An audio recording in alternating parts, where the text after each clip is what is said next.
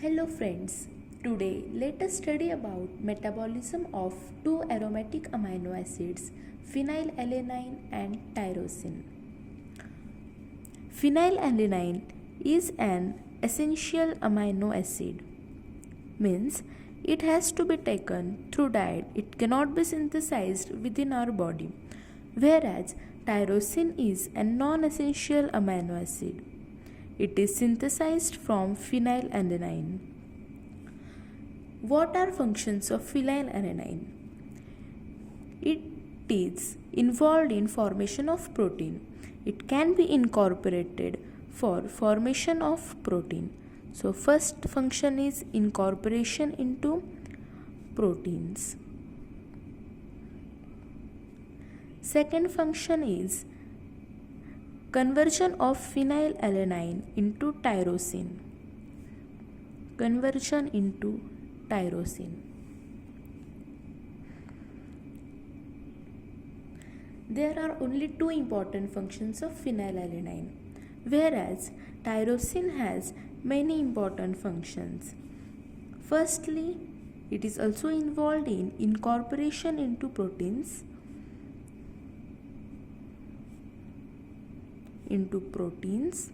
And secondly, it is used in synthesis of many biologically important compounds such as epinephrine, norepinephrine,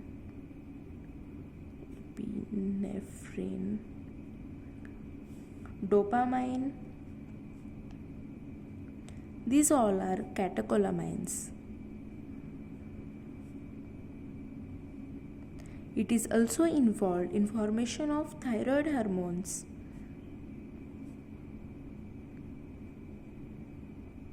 as well as melanin pigment.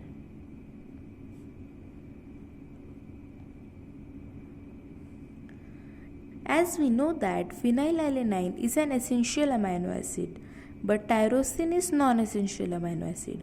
So, if we increase intake of tyrosine in our diet, there will be less requirement of phenylalanine through diet.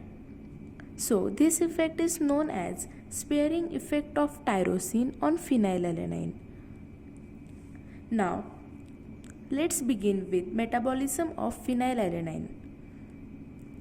But before knowing that, you should know one thing, that in metabolism of phenylalanine and tyrosine, whatever metabolites are synthesized, they can be used in formation of glucose as well as fat.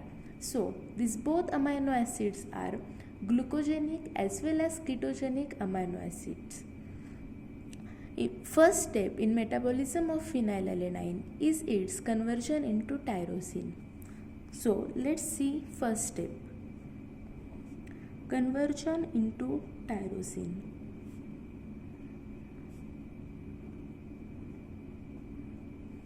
Phenylalanine is hydroxylated.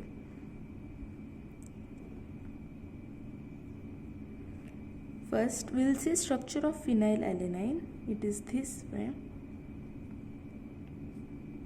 Phenyl CH2 CH NH3 plus C double bond COO minus. Now, hydroxylation of phenylalanine gives us this product. If we add OH group at para position, it becomes para-hydroxyphenylalanine, and this is known as tyrosine. So, another name for tyrosine is para-hydroxyphenylalanine.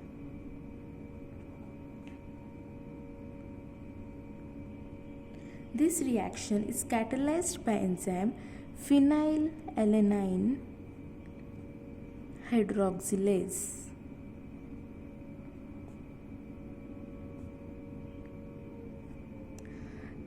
This enzyme phenylalanine hydroxylase requires coenzyme known as biopterin. Active form of biopterin known as Tetrahydrobiopterin means 4 hydrogens are involved. Tetrahydrobiopterin is used in this reaction,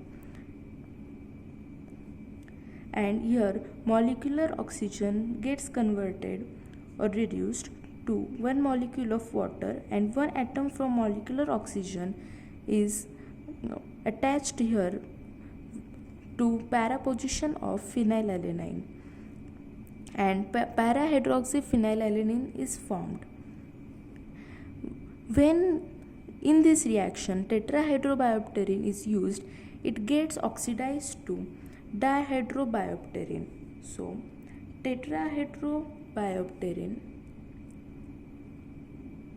gets oxidized to dihydrobiopterin. Again, we require tetrahydrobiopterin for this reaction, so it is regenerated with the help of enzyme here it's 2. It is regenerated through enzyme dihydrobiopterin reductase. In this, NADH plus H plus is oxidized to NAD plus, and hydrogens are incorporated into this, and dihydrobiopterin then gets converted to tetrahydrobiopterin. So this is first reaction in conversion of phenylalanine to tyrosine. Now further we will study degradation of tyrosine. Now let's begin with degradation of tyrosine.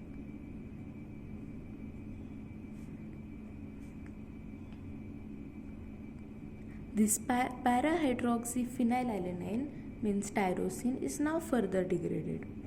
This is structure of para-hydroxyphenylalanine. COO minus, here it's OH.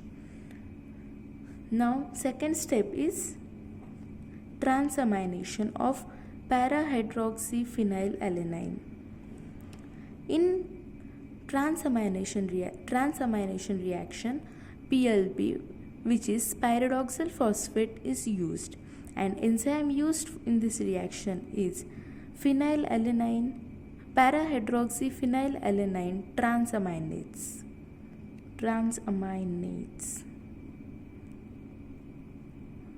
Enzyme is used, and it works with help of coenzyme pyridoxal phosphate.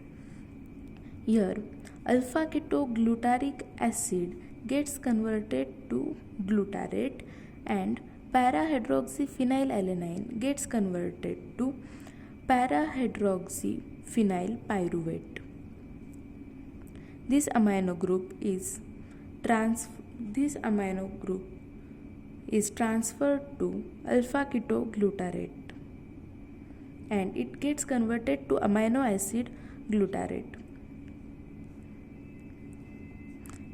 And this para-hydroxyphenylalanine gets converted to keto acid, that is para-hydroxyphenylpyruvate.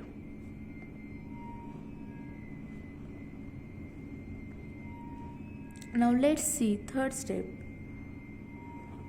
This para-hydroxyphenylpyruvate undergoes oxidative decarboxylation, means this C double bond O group is removed in the form of CO2, and this ketone group undergoes oxidation into carboxylic acid group, as well as hydroxylation takes place, and this OH group from para position is shifted to meta position, and a new hydroxyl group is incorporated into para position. So next reaction is oxidative decarboxylation plus hydroxylation of para-hydroxyphenylpyruvate. With the help of enzyme para-hydroxyphenylpyruvate dioxygenase, So here is oxidative decarboxylation. Let's see. CO2 is removed and this group get converted to C double bond O minus. This OH group is shifted to meta position and a new OH group is attached at para position with respect to this OH group. So it will be attached here.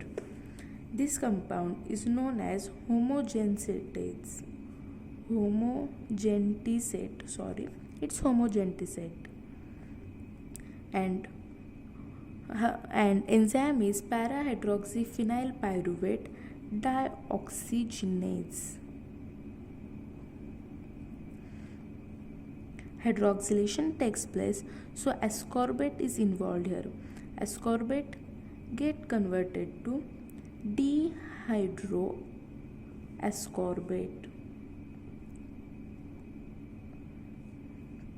CO2 is removed in this reaction, and as well as here oxidation takes place, so molecular oxygen is involved. Oxygen gets converted to one atom gets reduced to water, and second is incorporated here. Next reaction, fourth step. In fourth step, this homogentisate gets converted to 4-mallyl acetoacetate. Let's first draw structure of homogentisate, which is this one, CH2COO minus. Here there is cleavage of benzene ring of homogentisate with the help of enzyme homogentisate oxidase. This homogentisate oxidase. Benzene ring is cleaved and we get 4-mallyl acetoacetate. Molecular oxygen is required for cleavage of ring O2. In fifth step, this 4-mallyl acetoacetate is isomerized to form 4-fumaryl acetoacetate with the help of enzyme mallyl acetoacetate isomerase.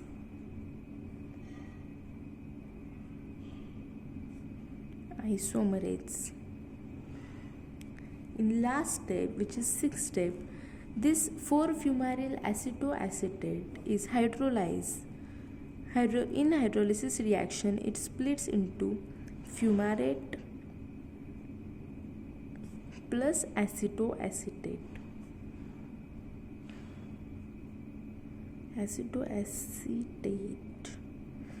Enzyme is fumaryl acetoacetate or acetoacetate hydrolase.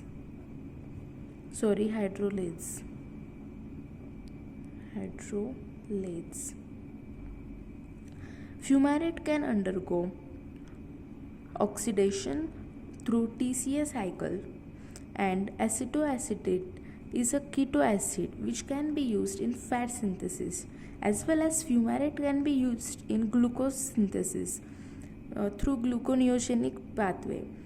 So it is said that phenylalanine and tyrosine are glucogenic as well as ketogenic amino acids. This was all about metabolism of phenylalanine and tyrosine. Thank you.